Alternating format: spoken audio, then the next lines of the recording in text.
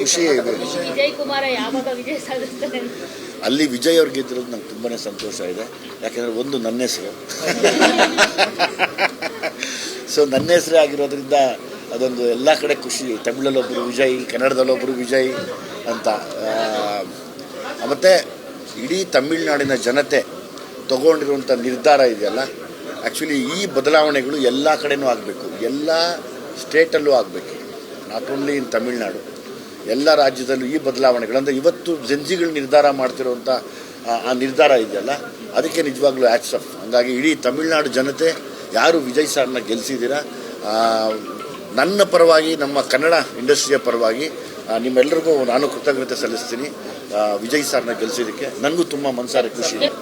ಒಂದಂತೂ ಬೇಕು, ಬದಲಾವಣೆ ಬೇಕು. ಆ ಬದಲಾವಣೆಗೆ ಯಾರ್ಯಾರು ಅರ್ಹರಾಗ್ತಾರೋ ಅವರೆಲ್ಲ ಬರ್ಬೋದು. ಇವತ್ತು ಅದೇ ತಮಿಳ್ನಾಡಲ್ಲಿ ನಡೆದಿರೋದು. ಅಂದರೆ ಯಾವಾಗಲೂ ನೋಡಿ, ಯಾವತ್ತು ಎರಡೇ ಪಕ್ಷ ಇದೆ ಅಂತ ನಾವು ಚೆನ್ನೈಯಲ್ಲಿ ಯೋಚನೆ ಮಾಡ್ತಾ ಇದ್ವಿ. ಅಲ್ಲ, ಮೂರನೇ ಇನ್ನೊಂದು ಹೊಸ ಪಕ್ಷ ಹುಟ್ಕೋತು. ಈ ಬದಲಾವಣೆಗೆ ಜಂಜಿಗಳು ತುಂಬ ಕಾರಣಕರ್ತರಾಗ್ತಾರೆ. ಅಂದರೆ ಇವತ್ತು ನಮ್ಮಲ್ಲೂ ಆಗ್ಬೋದು, ಎರಡು ಪಕ್ಷ ಇದೆ ಅಂತ ಇಟ್ಕೊಳ್ಳೋಣ, 2-3 ಪಕ್ಷ ಆದರೆ ಒಂದು ಜಂಜಿಗಳು ತುಂಬ ಅಬ್ಸರ್ವ್ ಮಾಡ್ತಾ ಇದ್ದಾರೆ. ಅವರು ಮನಸ್ಸು ಮಾಡಿದ್ರೆ ಒಂದು ರೆವಲ್ಯೂಷನ್ ಮಾಡ್ತಾರೆ. ಒಂದು ಬದಲಾವಣೆ ಅಂತೂ ಬೇಕು ಎಲ್ಲ ಕಡೆ. ನಿಮಗೆ ಆಸಕ್ತಿ ಇದೆಯಾ ಸರ್?